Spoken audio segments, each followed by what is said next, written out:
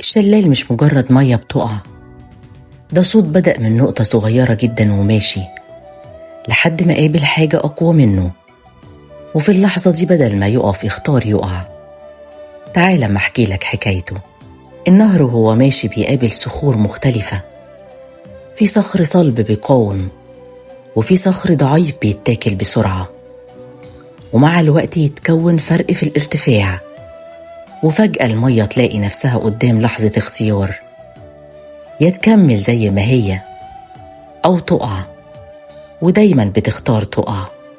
والأغرب إن الشلال نفسه مش ثابت، مع السنين ممكن يرجع لورا، وممكن يختفي، وممكن يتغير شكله بالكامل. يعني حتى الحاجة اللي باين عليها قوة وثبات جواها تغيير مستمر. وفي شلالات بتعيش حالتين متناقضين، في الصيف مية بتجري بكل قوة، وفي الشتاء تتحول لتلج. الشكل ثابت لكن جواها الحياة لسه شغالة. والعلم كمان اكتشف حاجة غريبة، إن صوت الشلالات بيطلع أيونات سالبة بتساعد المخ يهدى ويقلل التوتر.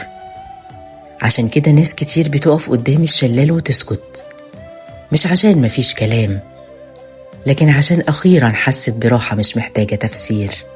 ولو بصينا على أماكن الشلالات في العالم هنلاقيها موجودة في أمريكا الجنوبية، وفيها أعلى وأغزر الشلالات، وأفريقيا فيها شلالات ضخمة، وآسيا فيها شلالات موسمية، وأمريكا الشمالية فيها شلالات منظمة وقوية. بس استنى، في نوع غريب جدا ناس كتير متعرفوش عن الشلالات، الشلال الرملي.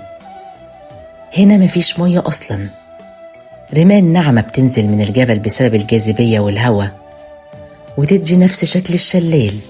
عدد الشلالات في العالم أكتر من 300 ألف شلال.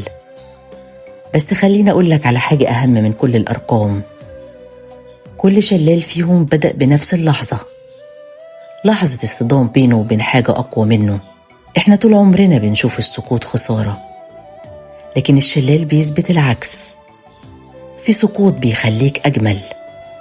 ويمكن عشان كده وإحنا واقفين قدامه بنحس بحاجة غريبة، راحة وهدوء، لأن في جوانا شبهه، جزء تعب من الثبات وعايز يتحرك. فلو في يوم حسيت إنك وقعت ما تزعلش، يمكن دي مش النهاية، يمكن دي اللحظة الوحيدة اللي هتبقى فيها بجد نفسك. يمكن المية وهي بتنزل مش بتخسر نفسها، هي بس بتسيب شكل قديم عشان تعيش بشكل أوسع. وإحنا بنقعد طول عمرنا نخاف من اللحظة دي، لحظة التغيير ولحظة السقوط، مع إن يمكن هي أحن لحظة ممكن تعدي علينا، لأن بعدها بنخف ونهدى وبنبقى أقرب لنفسنا. فلو في يوم حسيت إنك تعبت وإنك خلاص مش قادر تكمل، ما تقاومش قوي، سيب نفسك للحظة، مش عشان تضيع لكن عشان ترتاح.